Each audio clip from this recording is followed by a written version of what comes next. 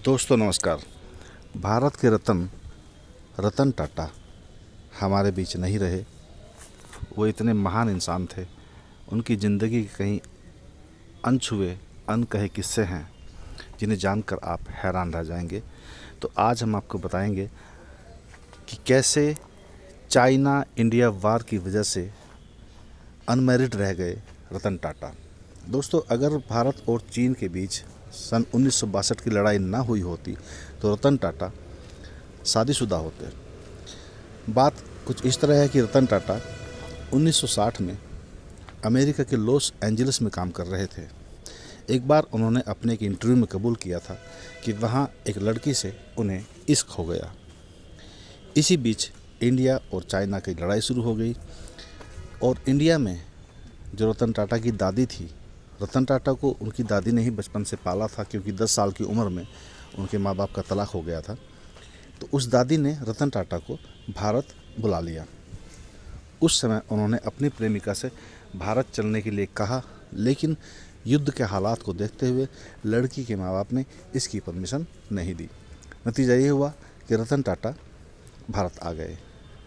युद्ध के दौरान समस्याओं के चलते वो जल्दी अमेरिका नहीं जा सके। बताया जाता है कि उस लड़की ने 2-3 साल रतन टाटा के आने का इंतज़ार किया, लेकिन फिर घर वालों के दबाव में उसने किसी और लड़के से शादी कर ली। इधर रतन टाटा को जब इसका पता लगा कि उस लड़की की शादी किसी और लड़के से हो गई है तो उनका दिल टूट गया। वह लड़की उनका पहला प्यार थी और उसके प्रति वह इतने वफादार थे कि उसके बाद उन्होंने कभी भी शादी न करने का फैसला किया।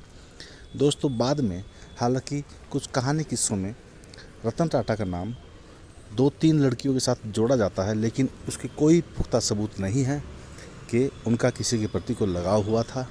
शादी तो उन्होंने खैर आजीवन की ही नहीं। दोस्तों, एक दूसरा किस्सा उनके जीवन का हम आपको बताते हैं कि आखिर 1 लाख रुपए की नैनो कार बनाने का सपना टाटा ने कैसे देखा, उसके पीछे क्या कहानी थी। दोस्तों, हुआ ये कि रतन टाटा एक दिन कार में सवार होकर मुंबई के कुछ पुराने इलाकों में घूम रहे थे। बहुत तेज़ बारिश थी और एक पति पत्नी और उनके 2 बच्चे मोटरसाइकिल पर उस बारिश में बुरी तरह भीग रहे थे। उन्हें देखकर रतन टाटा को बड़ा दुख हुआ और यहाँ से उन्हें आइडिया आया कि एक ऐसी कार बनाई जाए जिसे हिंदुस्तान का हर खास व आम अपने घर की गाड़ी बना सके। अगले ही दिन उन्होंने अपने इंजीनियर को बुलाया और कहा कि ऐसी एक कार बनानी है जो 1 लाख रुपए की लागत में तैयार हो जाए। उन्होंने कड़ी मेहनत करके अपने सपने को 2008 में पूरा किया और 1 लाख रुपए की कार बाज़ार में पेश की। शुरू में कार काफ़ी लोकप्रिय हुई, लेकिन जब तक कार डेवलप हुई थी तब तक हिंदुस्तान में बहुत सारे चेंज आ चुके थे।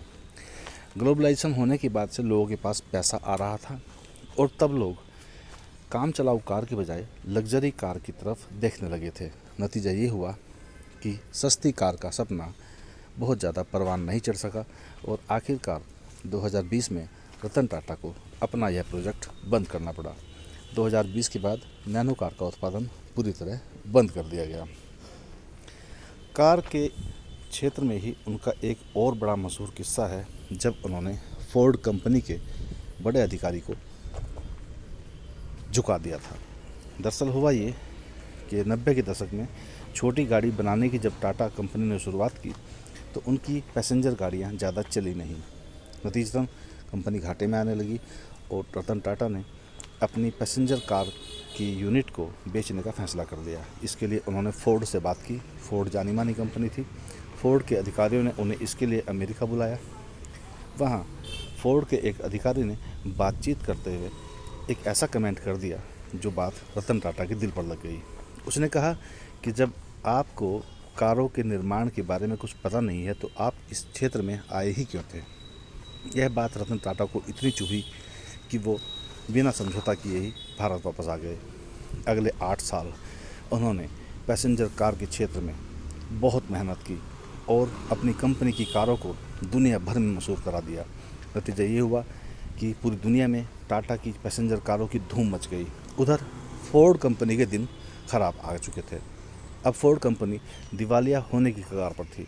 उसे अपनी रेंज रोवर समेत 2 कार बेचनी थी, जिससे कि कंपनी को उबारा जा सके।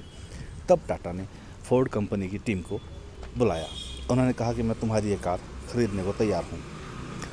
वही अधिकारी जिसने रतन टाटा पर एक वक्त कमेंट किया था, तब उस अधिकारी ने उस मीटिंग में अपने मुंह से कहा था कि आप हमारी ये 2 गाड़ियाँ खरीद कर हम पर बहुत बड़ा एहसान कर रहे हैं।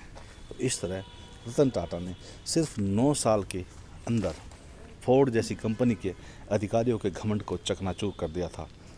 ऐसे थे रतन टाटा। अभी उनके और भी कई किस्से हैं दोस्तों। अगला वीडियो आपके सामने जल्द ही आएगा।